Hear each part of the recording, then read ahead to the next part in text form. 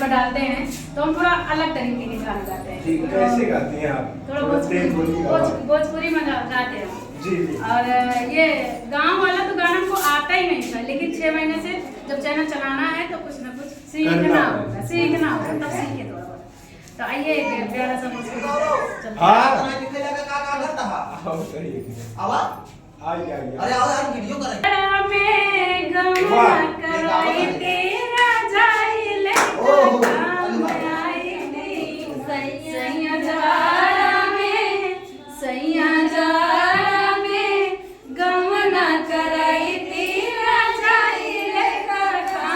क्या बात है, वाह।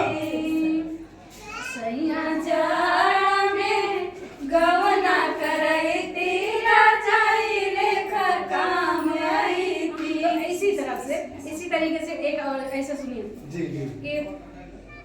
जिक्र लग जाला प्रेम के बीमारी दवाई कौनो काम न करी। जिक्र लग जाला प्रेम के बीमारी दवाई कौनो काम न करी।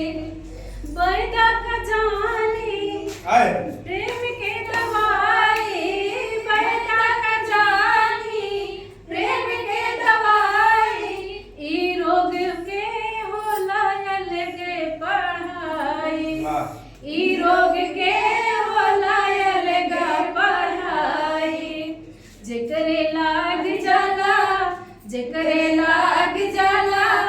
प्यार के रोजा दवाई कौनो काम नहीं। जेकरे लाग जाला प्रेम के बीमारी दवाई कौनो काम न करी।